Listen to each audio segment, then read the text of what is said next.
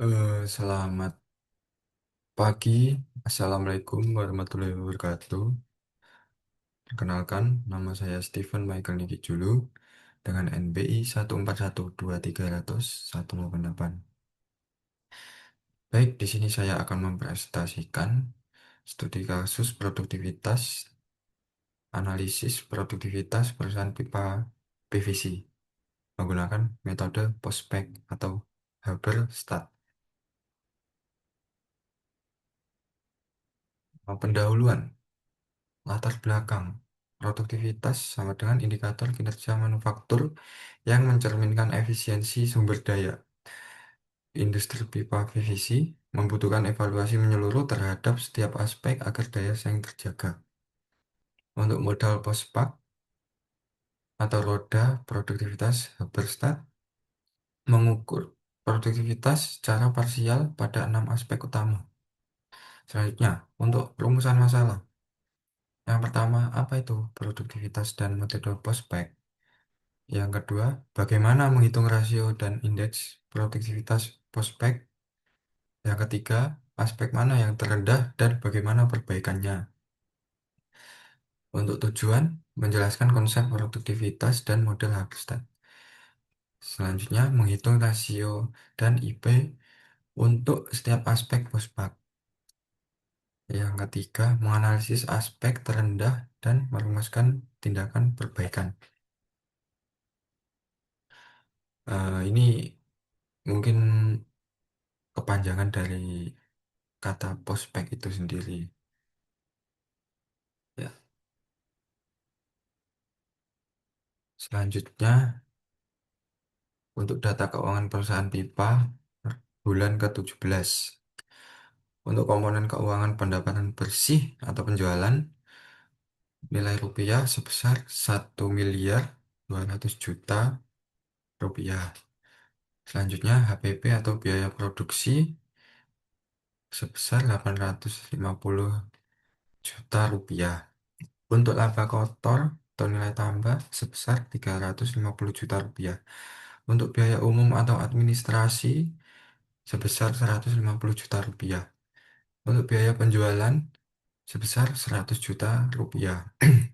Untuk gaji total 50 kali 1.500.000 rupiah sebesar 75 juta rupiah.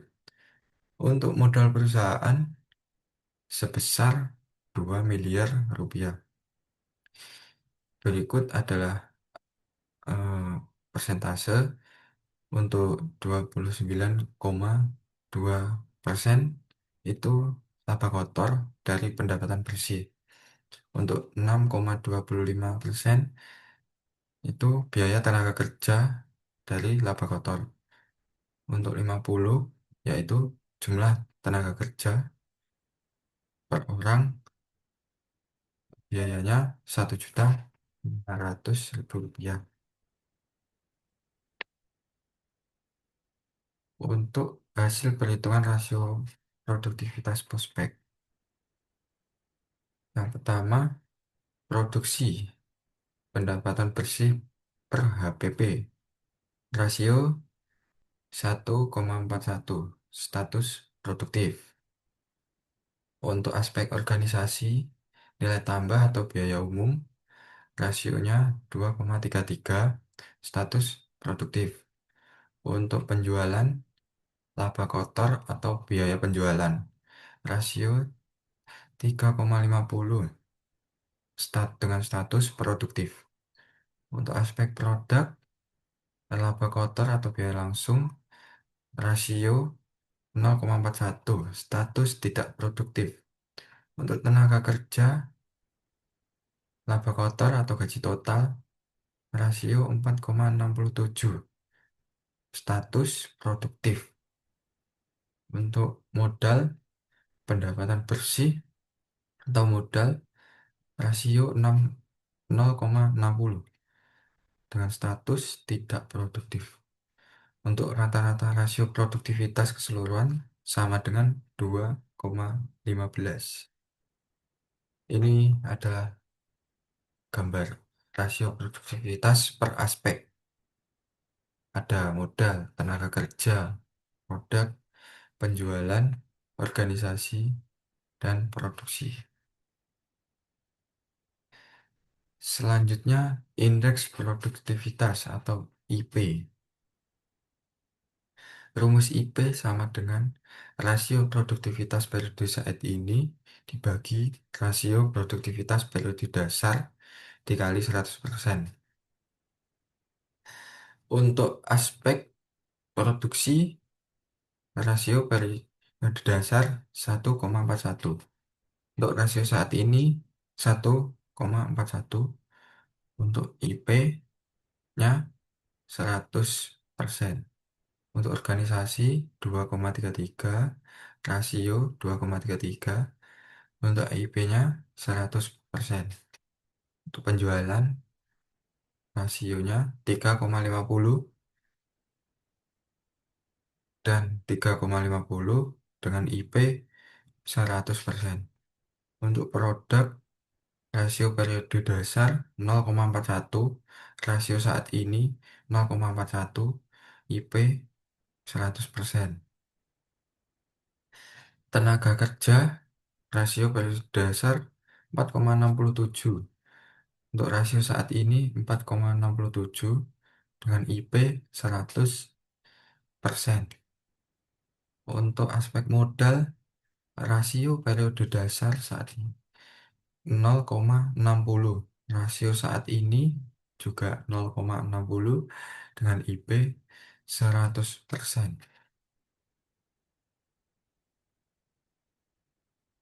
Baik, berikutnya analisis aspek dengan nilai terendah. Aspek produk 0,41 dan aspek modal 0,60 berada di bawah angka 1, artinya tidak produktif. Untuk aspek produk, rasio 0,41, berarti kurang dari 1, laba kotor 350 juta rupiah, lebih kecil dari biaya langsung produksi 8 sebesar 850 juta rupiah. Artinya perusahaan belum mampu menutupi biaya langsung produksinya dengan laba yang diperoleh. Untuk rumus laba kotor per biaya langsung sama dengan 350 juta per 850 juta rupiah sama dengan 0,41.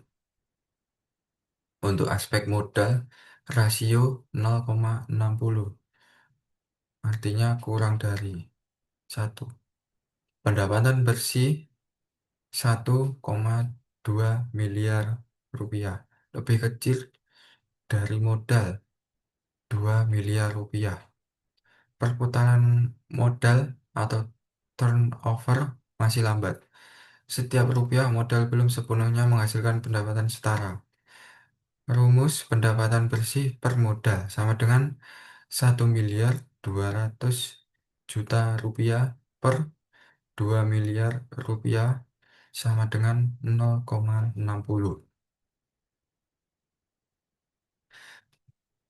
Baik, selanjutnya tindakan perbaikan produktivitas. Fokus pada aspek produk 0,41 dan aspek modal 0,60. Untuk produk tindakan perbaikan. Yang pertama, perencanaan produk. Riset pasar berkala. Target produksi berbasis proyeksi permintaan. Yang kedua, pengembangan produk. Inovasi desain pipa, ukuran, material, ketebalan, varian produk, margin tinggi.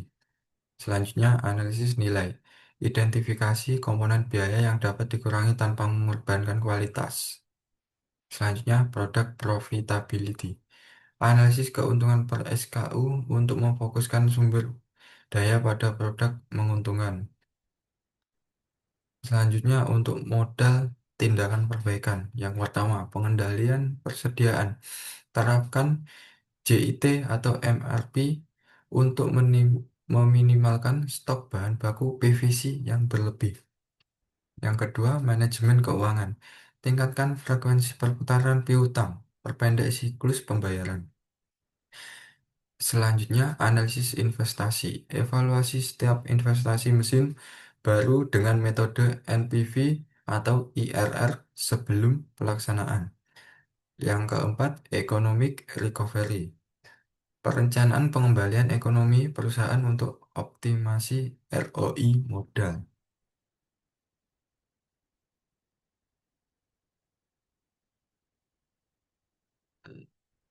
Selanjutnya, kesimpulan dan saran. Untuk kesimpulan, tertinggi tenaga kerja rasio 4,67, artinya sangat efisien. Untuk yang terendah, produk rasio 0,41, artinya tidak produktif atau perlu perbaikan. Untuk di bawah satu, modal rasio 0,60 atau turnover perlu ditingkatkan. Untuk rata-rata, rasio produktivitas keseluruhan sama dengan 2,15. Untuk IP semua aspek sama dengan 100 atau satu periode sama dengan periode dasar. Untuk saran, prioritaskan perbaikan aspek produk via analisis nilai dan pengembangan produk bermargin tinggi. Untuk selanjutnya, tingkatkan efisiensi modal melalui pengendalian persediaan atau JIT atau MRP dan manajemen keuangan. Selanjutnya, lakukan pengukuran prospek secara berkala atau bulanan per kuartalan untuk memantau tren. Selanjutnya, pertahankan kinerja aspek tenaga kerja dan penjualan yang sudah baik.